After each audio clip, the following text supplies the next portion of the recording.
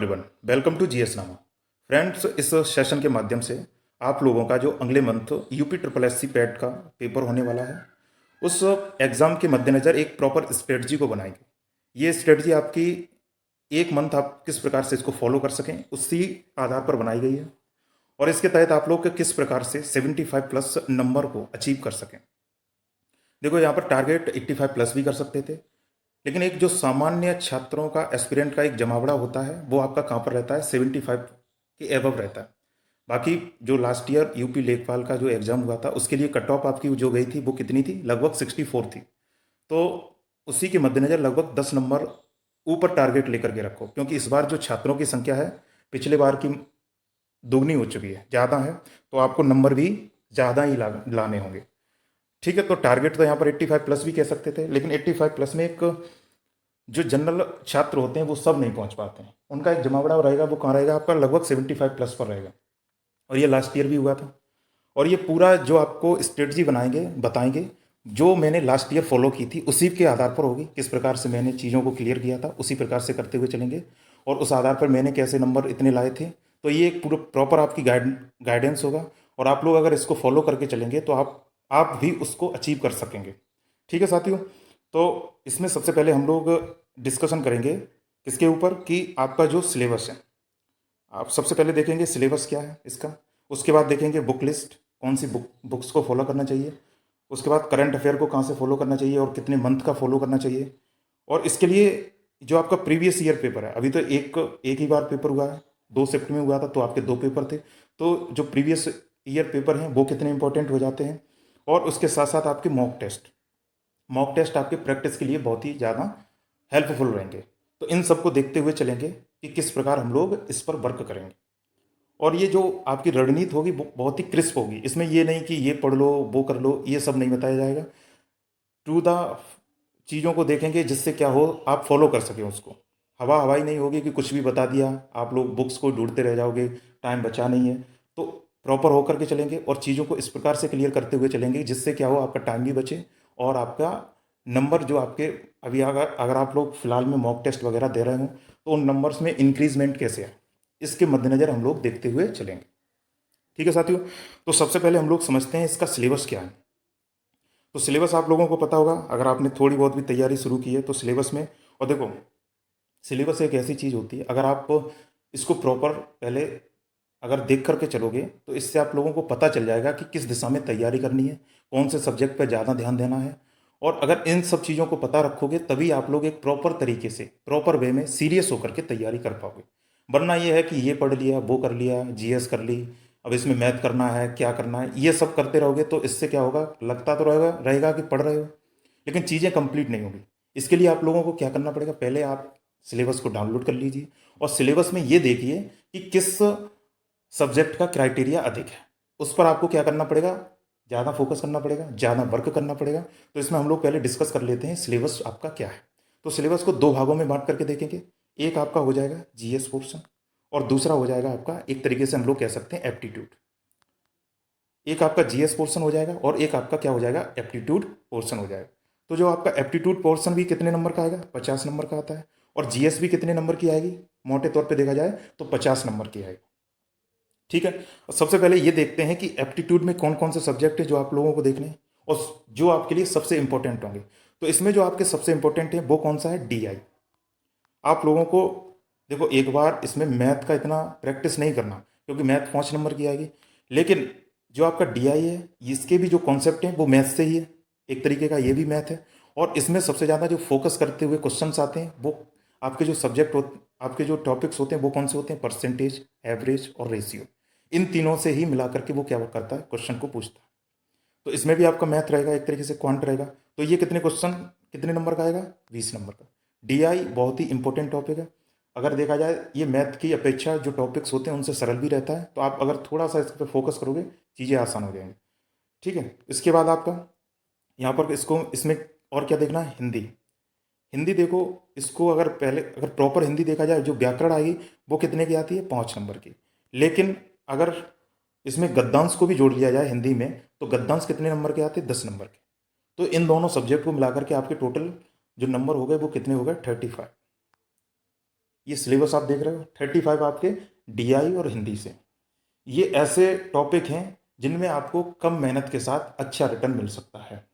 बाकी आपका रीजनिंग वाला पोर्शन है 5 नंबर का आएगा।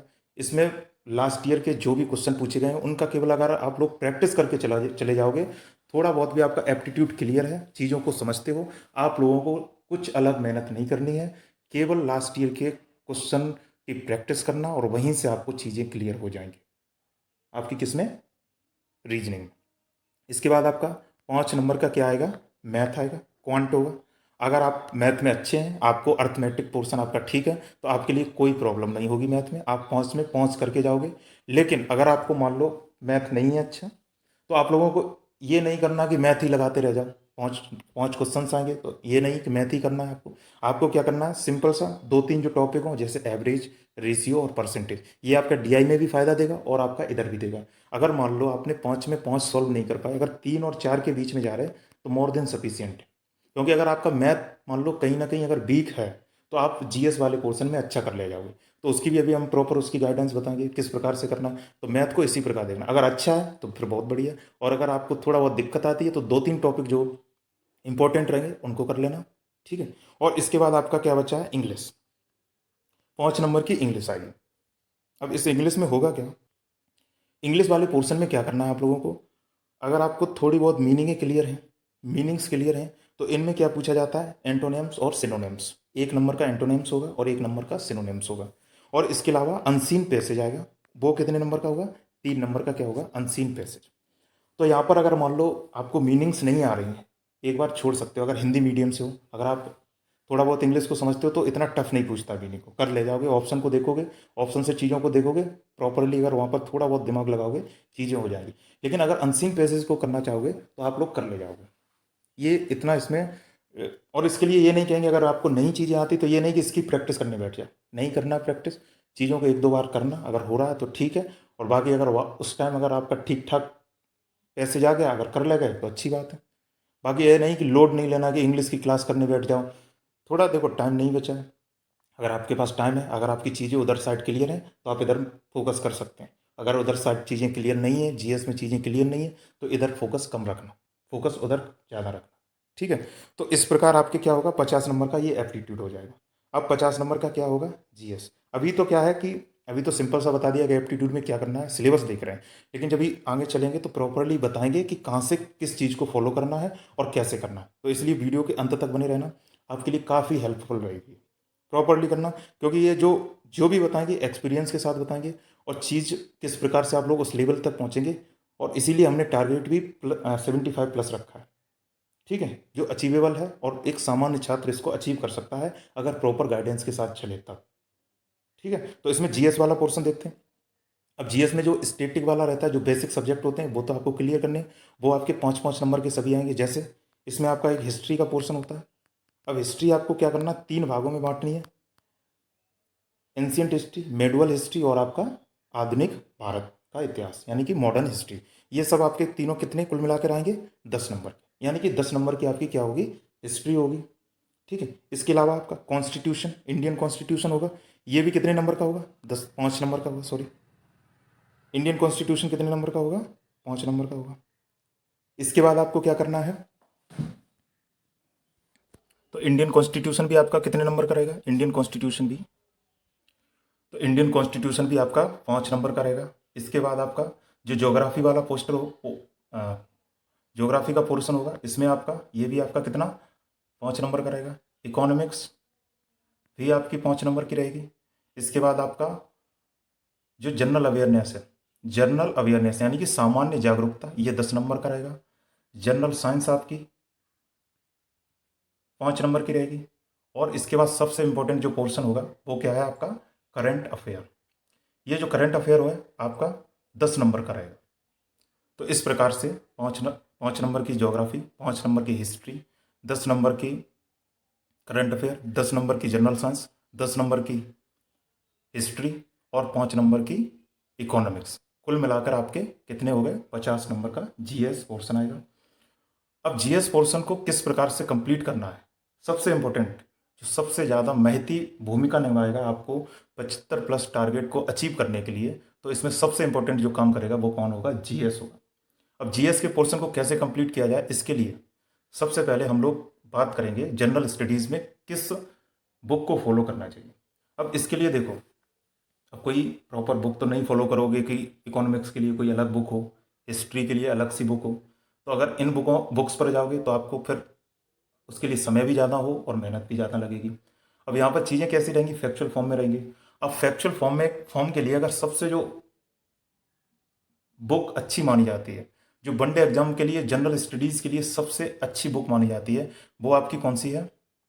लूसेंट रहती।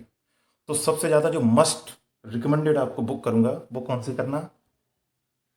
किस बुक को फॉलो करना? लूसेंट को फॉलो करना। अब लूसेंट के अलावा आप लोग क्या कर सकते हो? जैसे अगर मान लो आपको जल्दी से करना है, लूसेंट को एक बार कर लिया, चीज़ें समझ में नहीं आ रही, अगर पहली बार आप कर रहे हो, तो आप लोग किसी यूट्यूब चैनल को ऐसे को फॉलो करना जिसमें क्या हो, मैराथन टाइप की कोई वीडियोस डली हो। अब मैराथन टाइप की जो वीडियोस डली होंगी उनसे क्या करना है, एक नोट्स को बना लेना और उसके बाद उनके क्वेश्चंस की प्रैक्टिस करना अपने से। अब क्वेश्चंस की प्रैक्टिस कैसे कर सकते हो? तो उसके लिए आप मॉक टेस्ट को ज्वाइन कर सकते हो, मॉक टेस्ट को लगा सकते हो और उसके साथ साथ प्रीवियस ईयर के जो पेपर होंगे उनको कर सकते हो। तो कैसे करोगे? सबसे पहले अगर लूसेंट को फॉलो करना, चीज़ें यहाँ से क्लियर हो रही, अच्छी बात है। अगर नहीं हो रही तो मैराथन क्लास देख सकते हो। मैराथन क्लास को अगर वहाँ से चीज़ें क्लियर होंगी, फिर उन टॉपिक्स पर ऊपर जो क्वेश्चंस पूछे गए हैं उनको लगा के देखना। ठीक है?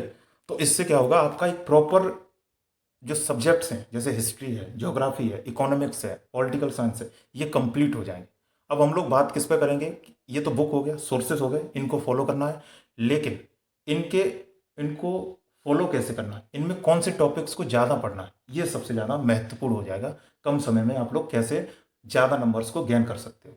तो इसके लिए आपको क्या करना है, जो आपका हिस्ट्री वाला पोर्शन है, सबसे पहले बात करेंगे हिस्ट्री का, एक एक सब्जेक्ट को लेकर के चलेंगे, प्रॉपर बताएंगे कौन सा टॉपिक आपको सबसे ज़्यादा करना है। अब जैसे हिस्ट्री है आपका, अब हिस्ट्री को आप लोगों ने क्या किया, 3 भागों में बांट लिया। अब इन हिस्ट्री के 3 भागों को क्या करना है, जो एंशियंट वाला भाग है इसमें आपका जो सबसे इंपॉर्टेंट टॉपिक रहेगा, यहाँ से आपको एक क्वेश्चन मिल जाएगा अगर आपने थोड़ा बहुत भी मेहनत किया तो। कौन सा? हड़प्पन सिविलाइजेशन। हड़प्पन सिविलाइजेशन यानी कि सिंधु घाटी सभ्यता। यहाँ से आपको इसके जो क्या करना है, वो जगह पूछ सकता है कि ये जगह वर्तमान में कहाँ पर स्थित है, या इस जगह से उस समय क्या मिला था। ठीक है? तो वो किस लिए प्रसिद्ध है, ये क्वेश्चन तो एक आना है, मस्ट क्वेश्चन है, और इस टॉपिक को अच्छे से क्लियर करना। इसके अलावा अगर आप लोग क्या कर सकते हो, ज़्यादा इसमें मेहनत नहीं करना एंशिएंट हिस्ट्री में, इसमें एक बार प्रॉपरली जितने भी टॉपिक्स हैं उनमें क्या करना है, गो थ्रू हो जाना। गो थ्रू हो जाने का मतलब क्या है कि एक जो समय सीमा होती ना, कि हड़प्पन सभ्यता का समय सीमा क्या था, उसके बाद में वैदिक सभ्यता आई, उत्तर वैदिक सभ्यता आई, फिर उसके बाद मगध राज्य का साम्राज्य का स्थापना हुई। मगध राज्य के स्थापना से पहले महाजनपद आए, महाजनपदों की संख्या क्या थी, 16 थी। फिर उसके बाद आपके मगध राज आया, मगध में किस प्रकार से आर्यक वंश आया, शिशुनाग वंश आया, फिर आपका मौर्य वंश आया। इस प्रकार से आप लोग क्या करना, टाइमलाइन को करते हुए चले जाना। यूरोपियन भारत में आए उस समय के, जैसे ग्रीस वगैरह के, सिकंदर का आक्रमण हुआ। तो ये क्या करना है, एक प्रॉपर टाइमलाइन कर लेना। तो जो भी उस टाइम के इंपॉर्टेंट राजतंत्र रहे हों, या तो गुप्ता पीरियड होंगे, मौर्यन होगा आपका, और हर्षवर्धन वगैरह होंगे, हर्षवर्धन के टाइम पर कौन आए। तो ये जो फैक्चुअल चीज़ें होंगी इनको करते हुए एक समय सीमा में चले जाना। इसके अलावा अगर और कुछ करना चाहो एंशियंट हिस्ट्री में, तो आपका एक जो टॉपिक होता है बौद्ध, जो बौद्ध धर्म की जो स्थापना हुई उसमें क्या होता है, जो काउंसिल्स वगैरह हुई थी, यानी कि उनके एक अध्यक्ष हुआ था या उनकी जो काउंसिल आयोजित की गई थी, उन काउंसिल के बारे में देख लेना। यानी कि 4 काउंसिल हुई थी, उनकी उनके अध्यक्ष कौन थे, ये सब देख लेना, और किस राज्यकाल में हुए थे। ये इतना ही फोकस करना है, बहुत सिंपल रहेगा, एक बार गो थ्रू हो जाना, चीज़ों को क्लियर करते हुए चले जाओगे। इसके बाद हम लोग पहुंचेंगे कहाँ, मेडुअल हिस्ट्री में। अब मेडुअल हिस्ट्री में क्या करना है, ये भी बहुत, अगर देखा जाए तो बहुत वाइड है। इसमें अगर सब टॉपिक करने बैठोगे तो बहुत टाइम लगेगा। इसमें हम 2 टॉपिक्स आपको बहुत अच्छे से रिकमेंड करेंगे जो आप कर सकते हो। एक आप दिल्ली सल्तनत और एक आपका मुगल पीरियड। अब दिल्ली सल्तनत और मुगल पीरियड में सबसे पहले तो आपको टाइमलाइन पता होना चाहिए, कौन सा राजा पहले आया, कौन सा राजतंत्र पहले आया और कौन बाद में आया, ये सब आपको पता हो। इसके अलावा उस समय जैसे आपका बहुत से जो ऑफिसर्स की स्थापना हुई थी, यानी कि जो आपके एक तरीके से मंत्रालयों की स्थापना हुई थी, जैसे आपका दीवाने कोई किससे रिलेटेड है, कृषि विभाग से, दीवाने रिसातल। ठीक है? तो इस प्रकार के किस राजा ने या किस बादशाह ने इसको स्थापित किया था, ये सब आपको पता होना चाहिए मुगल काल में और दिल्ली सल्तनत में। इसके अलावा कुछ बुक्स भी हैं जो आपकी मेडुअल काल में आई थी, उन बुक्स को भी याद कर लेना एक बार। इतना आप केवल फोकस करना, और बाकी थोड़ा बहुत जब आप लोग मॉक वगैरह लगाओगे तो और भी क्वेश्चन आ जाएंगे, जैसे शिवाजी का टाइम आ जाएगा, शिवाजी महाराज का टाइम आ जाएगा, राजपूत काल आ जाएगा, तो इसमें एक आध कोई इंपॉर्टेंट हुए होंगे फैक्ट वगैरह, उनको आप लोग कर सकते हैं। ठीक है, अब इसमें सबसे इंपॉर्टेंट आपका क्या रहेगा, जो 5 नंबर का आएगा, मॉडर्न हिस्ट्री। अब मॉडर्न हिस्ट्री में आप लोगों को क्या करना है, किस तरीके से फॉलो करना है। अब मॉडर्न हिस्ट्री भी आपकी जो शुरुआत होती है, जैसे ही मेडोल एरा खत्म हुआ, यूरोपियंस का आगमन हुआ, तो चीज़ें आपकी काफ़ी होती चली गई, काफ़ी फैक्चुअल चीज़ें हैं। तो इनमें 3 या 4 जो सबसे इंपॉर्टेंट चीज़ें हैं जिनको आप लोग मतलब एक तरीके से प्रॉपरली फॉलो करना। एक तो आप उस समय के जो गवर्नर जनरल हुए, उस समय के जो गवर्नर जनरल हुए, इनको सबसे ज़्यादा फॉलो करना। कौन गवर्नर जनरल कब आया, वो कब वायसराय हुआ, कौन पहला वायसराय था, कौन पहला गवर्नर था बंगाल का, कौन गवर्नर पहला भारत का था, कौन गवर्नर जनरल पहला भारत का था, इस प्रकार के, और किस गवर्नर जनरल के राज में क्या हुआ, ये इंपॉर्टेंट चीज़ हो जाएगी। इसके अलावा दूसरा क्या इंपॉर्टेंट रहता है, जो इंडियन नेशनल कांग्रेस के अध्यक्ष हुए, ये भी बहुत पूछे जाते हैं, तो इन दोनों को कर लेना। और तीसरा आपका सबसे इंपॉर्टेंट यहाँ पर क्या रहता है, उस समय की जो बुक्स हैं और किसी ने कोई स्लोगन दिया यानी कि नारे दिए, उनको याद रखना। अब इन तीनों चीज़ों को कंप्लीट कर लेना। इसके बाद आपके 2-3 चीज़ें क्या रहेंगी, जैसे बहुत से आंदोलन हुए, तो उन आंदोलन की टाइमलाइन याद कर लेना। अब इसके लिए टाइमलाइन को कैसे याद करोगे, जैसे शुरुआत कहाँ से करना आप लोग, सबसे पहले तो देखो 1885 से शुरुआत करना। इससे पहले थोड़ा बहुत देख लेना, लेकिन 1885 को आईएनसी की स्थापना हुई, और यहीं से देखा जाए तो भारतीय राष्ट्रीय आंदोलन की शुरुआत हुई थी। तो 1885 को देख लेना। इसके बाद क्या करना, 1905 में जाना। इसमें इस टाइम स्वदेशी आंदोलन हुआ, बंगाल का विभाजन हुआ। फिर धीरे धीरे टाइमलाइन को जाना, 1909 में क्या हुआ, 1911 में। फिर इसके बाद 1915 में गांधी जी का आगमन हुआ, और जैसे ही गांधी जी का आगमन हुआ, यहाँ से जो आंदोलन की धुरी थी वो किसके इर्द गिर्द हो गई, गांधी जी के। तो इसमें इन्होंने क्या किया, इनको फॉलो करना। कौन से आंदोलन से इन्होंने शुरुआत की, इसमें फिर आपका सबसे इंपॉर्टेंट आंदोलन हो जाएगा असहयोग आंदोलन, फिर आपका हो जाएगा सविनय अवज्ञा आंदोलन, और आपका क्विट इंडिया मूवमेंट। तो इस प्रकार से चीज़ों को करते हुए चले जाना, और जब लास्ट में हम लोग 1947 पे पहुंचेंगे, तो उस समय क्या करेंगे कि जो उस टाइम की अंतरिम गवर्नमेंट हुई, उसमें मंत्रालय किसको दिए गए थे, ये भी काफ़ी पूछ लिया जाता है, तो इनको एक बार गो थ्रू हो जाना। अब ये जो चीज़ हम बता रहे हैं उनको क्या करना, एक जगह आप लोग नोट कर लेना, थोड़ा वीडियो को पॉज करके देखना, लिख लेना, चीज़ों को लिखते हुए जाना, और इतने ही टॉपिक को अगर फॉलो कर गए, चीज़ें आपकी कंप्लीट हो जाएंगी। ठीक है, अब ये तो आपका हो गया हिस्ट्री। इसके बाद हम चलते हैं ज्योग्राफी पे। अब ज्योग्राफी में भी अगर 5 क्वेश्चन आएंगे, अब इसके लिए तुम्हें वर्ल्ड ज्योग्राफी भी पढ़ना और इंडियन ज्योग्राफी भी पढ़ना। तो देखो, वर्ल्ड ज्योग्राफी और इंडियन ज्योग्राफी में सबसे इंपॉर्टेंट चीज़ें जो होती हैं, जो फिजिकल ज्योग्राफी है, अब इसमें क्या होगा, आपका नदी तंत्र बहुत इंपॉर्टेंट है, नदी तंत्र को क्लियर कर लेना। और इसके बाद जो माउंटेन्स होते हैं, आपके प्लेट्यूस होते हैं, या फिर आपके जो लेक्स वगैरह हैं, या जो आपने ग्रास लैंड्स देखे हों, घास के मैदान होते हैं, इन सबको प्रॉपरली चीज़ों को देख लेना। बाकी आपके जो उसमें जो अगर फिजिकल में देखना है, तो जैसे मान लो ग्रह वगैरह होते हैं, ये ग्रह की खासियत क्या होती है, या सूर्य के करीब कौन है, या सूर्य से चक्कर सबसे जल्दी कौन लगाता है, तो इस प्रकार के भी फैक्चुअल चीज़ें पूछ ली जाती हैं, तो इन पर ज़्यादा फोकस करना। ठीक है, बाकी इसमें क्या करना है, लास्ट ईयर के क्वेश्चंस को सॉल्व करना, और देखना किस प्रकार से क्वेश्चन पूछे जा रहे हैं। अगर वो चीज़ें नहीं बन रही हैं, तो इनका एक क्या करना है, एक वीडियो को देख लेना जो प्रॉपरली चीज़ों को जल्दी से करा दे। ठीक, अब अगला हम लोग पहुंचेंगे इकोनॉमिक्स में। इकोनॉमिक्स, अब इकोनॉमिक्स यानी कि अर्थव्यवस्था। अब ये अर्थव्यवस्था का जो टॉपिक है, काफ़ी वाइड है।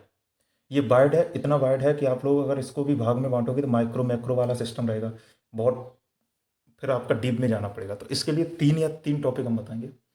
सबसे पहले, भारत की अर्थव्यवस्था की खासियत क्या है, किस अर्थव्यवस्था पर आधारित रहती है हम लोगों की, तो उसमें देखना। इसमें हम लोग तीनों को पढ़ लेंगे, समाजवादी अर्थव्यवस्था, पूंजीवादी और मिक्स्ड अर्थव्यवस्था। ठीक है, भारत की कैसी अर्थव्यवस्था है ये पता होना चाहिए। अब अगर इससे रिलेटेड जो टॉपिक होगा आपका, क्या होगा, पंचवर्षीय योजना। पंचवर्षीय योजना ये बहुत पूछ लेता है, यहाँ से एक आध क्वेश्चन आएगा आपका। इसके अलावा आप एक टॉपिक और याद कंप्लीट करके जाना, चाहे आप उसके लिए कुछ भी करना, मौद्रिक नीति। अब इस पर एक वीडियो भी हम बना देंगे मौद्रिक नीति पर, तो मौद्रिक नीति को जरूर देखना। मौद्रिक नीति में वो आपसे कॉन्सेप्ट पूछ लेगा कि एसएलआर का मतलब क्या होता है, सीआरआर का मतलब क्या होता है, बैंक रेट क्या होता है, रेपो रेट क्या होता है, रिवर्स रेपो रेट क्या होता है, ये सब चीज़ें आपको पता होनी चाहिए। वो सीधा पूछेगा, आपको वहीं पर जवाब मिल जाएगा। डेफिनेशन होती है, एक लाइन में डेफिनेशन आ जाती है, कॉन्सेप्ट रहते हैं, समझ में आ जाएंगे। ठीक है, इसके अलावा आपको ह्यूमन, जो आपका इकोनॉमिक्स एक तरीके से होता है, इसमें क्या होगा, जो आपका पॉवर्टी होता है और आपका अनएम्प्लॉयमेंट होता है, इन दोनों टॉपिक्स को कैसे कंप्लीट करोगे। जो आपका पॉवर्टी है, इसमें वो क्या पूछेगा, कमेटीज पूछेगा कि रंगराजन कमेटी की क्या सिफारिश थी, तेंदुलकर कमेटी की क्या सिफारिश थी। ठीक है, इसके अलावा वो आपसे पूछेगा कि जो बाई के अलगा कमेटी थी उसकी रिकमेंडेशंस क्या थी, लकड़वाला कमेटी की या बी आर रथ कमेटी की सिफारिश क्या थी, ये भी वो आपसे पूछ सकता है। अब अनएम्प्लॉयमेंट में आपसे क्या पूछेगा, डिफरेंट टाइप ऑफ अनएम्प्लॉयमेंट, कि उसमें साइक्लिक अनएम्प्लॉयमेंट कौन सा होता है, डिस्गाइज्ड अनएम्प्लॉयमेंट कौन सा होता है। तो 7-8 प्रकार के होते हैं, ये सब आपको याद होने चाहिए। तो इकोनॉमिक्स में अगर आप इतनी टॉपिक को फॉलो कर लोगे आपका मोर देन सफिशियंट है, 3 से 4 क्वेश्चन आप कर ले जाओगे आसानी से, अगर आपको बिल्कुल नहीं आती है तब भी। और अगर आपको चीज़ें क्लियर हैं तो आप आराम से कर लोगे, बस प्रैक्टिस करना। इतना सिंपल चीज़ है, अगर आप थोड़ा भी इसको फॉलो कर लेना, जो मैं बता रहा हूँ आप लिखते जाना, नोट डाउन करो, प्रॉपर रहेगा। अब इसके बाद हम लोग इकोनॉमिक्स के बाद जनरल साइंस पे पहुंचते हैं। अब जनरल साइंस में क्या करना है, जनरल साइंस के लिए देखो सबसे ज़्यादा इंपॉर्टेंट चीज़ क्या हो जाएगी आपकी, इसमें 3 टॉपिक रहेंगे, बायोलॉजी, केमिस्ट्री और फिजिक्स। बायोलॉजी देखो बायोड है, इसमें वो कहीं से पूछ लेगा, तो इसके 2-3 जो टॉपिक रहेंगे, जैसे कि विटामिन होता है, यहाँ से वो पूछ लेता है क्वेश्चन, विटामिन हो गया। इसके अलावा वो आपसे ये पूछ लेगा कि फैक्चुअल चीज़ें रहेंगी, जैसे कि शरीर में सबसे बड़ा जो ग्रंथि कौन सी है, मास्टर ग्रंथि किसको कहते हैं, ब्लड कौन सा होता है जो सबको डोनेट कर सकता है। तो इस तरीके के जो फैक्चुअल क्वेश्चन हैं इनकी प्रैक्टिस करना। इसके लिए मैं कोई बुक्स रिकमेंडेशन नहीं करूंगा, वीडियो देखना चाहो देख लेना, लेकिन इसके लिए जितने ज़्यादा क्वेश्चन करना, और इसकी जो क्वेश्चन हैं वो इस चैनल पर भी डले हैं, उन क्वेश्चन को फॉलो करना आपके लिए मोर देन सफिशियंट रहेंगे, पूरे टॉपिक्स कवर हो जाएंगे उससे। ठीक है। अब फिजिक्स केमिस्ट्री में क्या करना है, अब फिजिक्स केमिस्ट्री के लिए आपको केमिस्ट्री में 2-3 टॉपिक हैं, जैसे कि आपका एसिड वगैरह होते हैं, तो उन एसिड को अगर कोई मान लो जैसे टोमेटो है, तो टोमेटो में कौन सा एसिड होता है, ग्रेप्स में कौन सा एसिड होता है, यानी कि लेमन यानी नींबू में कौन सा एसिड होता है। ठीक है, इस प्रकार से वो क्वेश्चन पूछ लेता है। या इनका साइंटिफिक नेम क्या होता है, वॉशिंग, जैसे कॉस्टिक सोडा हो गया, वॉशिंग पाउडर हो गया, तो इनके ब्लीचिंग पाउडर हो गया, इन तरीके के क्या पूछ लेता है वो, साइंटिफिक नेम पूछ लेता है, इनको याद रखना। ये 2 टॉपिक आप क्लियर कर लेना इसमें। ठीक। अब फिजिक्स में सबसे इंपॉर्टेंट आपको बताएं तो ऐसा यूनिट वगैरह पढ़ लेना, इतना कर लेना। तो अगर मान लो वो चीज़ें यहाँ से करेगा तो वो इसमें भी आपके लगभग 4 या 3 क्वेश्चन आराम से निकल जाएंगे। ठीक है। अब सबसे इंपॉर्टेंट आपकी चीज़ क्या आती है, पॉलिटिकल साइंस। पॉलिटिकल साइंस यानी कि इसमें भी कॉन्स्टिट्यूशन, इंडियन कॉन्स्टिट्यूशन, ठीक है, भारत का संविधान। अब इसमें आप लोगों को क्या करना है, भारत के संविधान में सबसे इंपॉर्टेंट क्या रहेगा, शुरुआत के जो 4 भाग हैं उनको तो कंठस्थ कर लेना। और शुरुआत के 4 भागों में भी 2 भाग आपके कौन कौन से, आपके जो 2 भाग हैं, आपके जो 2 भाग हैं, आपके जो 2 सबसे इंपॉर्टेंट भाग हैं वो कौन कौन से हैं। एक तो भाग 3 है, इसमें क्या दिया गया है, मौलिक अधिकार। मौलिक अधिकार आपका 12 से लेकर के 35 तक रहेगा। ये आपके सभी के सभी आर्टिकल्स आपको पता होना चाहिए, 12 से लेकर के 32 तक लगभग। और इसके बाद भाग 4 में क्या है, राज्य के नीति निर्देशक तत्व, सबसे मोस्ट इंपोर्टेंट, यहाँ से 2 क्वेश्चन आपको सीधे मिल जाएंगे। इसके बाद मौलिक कर्तव्य हो जाएंगे, राज्य के नीति निर्देशक तत्व, ये दोनों हो गए। अब ये जब कर लोगे इसके बाद आप सीधे कहाँ पर पहुँचना, पंचायती राज सिस्टम, यानी कि भाग 9A पर। भाग 9A में क्या दिया गया, पंचायती राज, और भाग 9B में क्या दिया गया है आपका, नगर पालिका। इन दोनों के प्रावधान को देख लेना कि किस आर्टिकल में दिया गया था कि नगर पंचायत की स्थापना की जाए, आर्टिकल 40 था। इस प्रकार से वो आपसे पूछ लेगा। अब इसके अलावा आपको क्या देखना है, पर जैसे आप इक्का दुक्का जैसे इधर उधर से क्वेश्चन आ गया कि प्रेसिडेंट का लिए आर्टिकल कौन सा है, महान्यायवादी के लिए कौन सा आर्टिकल दिया गया है, इलेक्शन कमीशन के लिए कौन सा आर्टिकल दिया गया है। ठीक है, तो इस प्रकार से आपके क्या होंगे, आर्टिकल्स दिए होंगे, जो आपको इधर उधर से थोड़े बहुत आर्टिकल्स को कर लेना है। ठीक। अब इसके अलावा आपको क्या करना है पॉलिटिकल साइंस में, यानी कि कॉन्स्टिट्यूशन में, जैसे कि आपको दिया गया होगा कि अनुसूचियां दी गई हैं, तो अनुसूचियां आपको 12 अनुसूची हैं आपकी, तो 12 अनुसूची आपको पता होनी चाहिए। इसमें भी आपको कौन सी अनुसूची आपको सबसे इंपॉर्टेंट रहेगी, 7, 8, 10, 11 और 12। ये आपकी जो क्या नाम, जो आपकी अनुसूची रहेंगी वो बहुत ही ज़्यादा इंपॉर्टेंट है, 7, 8, 10, 11, 12। इसके अलावा आपका जो कॉन्स्टिट्यूशन में प्रावधान लिए गए हैं वो किस देशों से लिए गए, जैसे कि आपके जो फंडामेंटल ड्यूटीज़ हैं कहाँ से ली गई, पार्लियामेंट सिस्टम कहाँ से लिया गया है, तो इस प्रकार के प्रावधान हैं वो आप लोग देख लेना, ये आपके लिए इंपॉर्टेंट रहेंगे। तो इतना ही अगर आपने फॉलो कर लिया है तो चीज़ें आपकी जहाँ कुछ नहीं होगा वहाँ से आपको काफ़ी चीज़ें समझ में आने लगेंगी। तो ये आपका क्या हो गया, पॉलिटिकल साइंस हो गया। इस प्रकार से आपके 30 नंबर का एक पोर्शन कंप्लीट हो गया। अब हम लोग पहुंचे कहाँ पर, जनरल अवेयरनेस, यानी कि सामान्य जागरूकता। अब ये जो टॉपिक है सामान्य जागरूकता, ये आपको काफ़ी वाइड पढ़ेंगे। वाइड इसलिए पढ़ेंगे क्योंकि इनमें ही खुद टॉपिक कितने 13 टॉपिक हैं। जैसे कि देशों की राजधानी होगी, उनकी मुद्राएं हैं, भारत के राज्य, उनकी विशेषताएं पूछेंगे, भारत के पड़ोसी देश, इंडेक्स, जो आपके मुख्यालय हैं, या इसके अलावा आपकी पुस्तक से उनके लेखक, डे कब मनाया जाता है। तो इस प्रकार से आपके जो टॉपिक हैं इनके लिए हम लोग जो रिकमेंड आपको करेंगे, देखो इस अभी तो देखो टाइम है 1 महीना, इस पर इस चैनल के ऊपर प्रॉपर जितने भी आपके 13 के 13 टॉपिक हैं उनका एक एक टॉपिक के ऊपर शॉर्ट और क्रिप्स वीडियो लेकर के आएंगे, और वो आप अगर फॉलो कर लेना मोर देन सफिशियंट होगा। इसके अलावा आप लोग क्या करना, लास्ट ईयर के पेपर देखना, उसके क्वेश्चंस को देखना किस प्रकार से पूछे जा रहे हैं। और अगर आपके पास कोई नोट्स हैं पीडीएफ फॉर्म में, अगर पुस्तक से बुक ना लेना चाहो, बाकी आपका लूसेंट में मिल जाएगा, लेकिन उसके अलावा पीडीएफ वगैरह होगी उसकी, उसको हम लोग शेयर कर देंगे हमारा जो टेलीग्राम चैनल है उस पर। ठीक है, उस पर लिंक में शेयर कर देंगे पीडीएफ को, जनरल अवेयरनेस की। वहाँ से आप लोग क्या करना, उसको कंप्लीट कर लेना, क्योंकि इसके सभी टॉपिक आपको करने होंगे और सभी टॉपिक से एक एक क्वेश्चन आता है। इनके हम लोग आपको शॉर्ट वीडियो प्रोवाइड कराएंगे, लगभग 15 मिनट के होंगे, और सभी के सभी टॉपिक आपके कंप्लीट करा देंगे विद इन आने वाले 10 या 15 दिनों में। आपका इसके बिल्कुल टेंशन नहीं लेना है। ठीक है, अब अगला आपका बचेगा क्या, अगला आपका टॉपिक क्या होगा, करंट अफेयर। अब करंट अफेयर देखो, जब करंट अफेयर आपकी 10 नंबर की आएगी, और 10 नंबर में भी इस बार जो पेपर होंगे 2 शिफ्ट में होंगे, यानी कि 40 करंट अफेयर के क्वेश्चन बनाए जाएंगे। अब जब 40 करंट अफेयर के क्वेश्चन बनाए जाएंगे तो वो डीप में जाएंगे, प्रॉपरली आपको इन चीज़ों को पता होना चाहिए, तभी आप लोग क्या कर पाओगे, करंट अफेयर्स को कंप्लीट कर पाओगे। अब इसके लिए देखो, जो लास्ट ईयर का अगर हम एनालिसिस करें और ईपी ट्रिपल एस सी का एक पैटर्न को एनालिसिस करें, तो जो करंट अफेयर, देखो करंट अफेयर तो आप लोग 1 साल 2 साल 3 साल के भी कर सकते हो, लेकिन अगर पैटर्न को देख करके चलें तो जब भी आपका जो पेपर होता है, जैसे मान लो आपका पेपर अक्टूबर में है, ठीक है, तो इसके लिए जो करंट अफेयर होंगी अक्टूबर से पहले के 3 महीने मोस्ट इंपॉर्टेंट करंट अफेयर, यानी कि सितंबर का करंट अफेयर आपको कंप्लीट होना चाहिए। इसके अलावा अगस्त और जुलाई, ये 3 करंट अफेयर आपको कंप्लीट होने चाहिए। ठीक है, अब इसके बाद आपको क्या करना है, 3 करंट अफेयर, 3 मंथ के करंट अफेयर कंप्लीट होने चाहिए।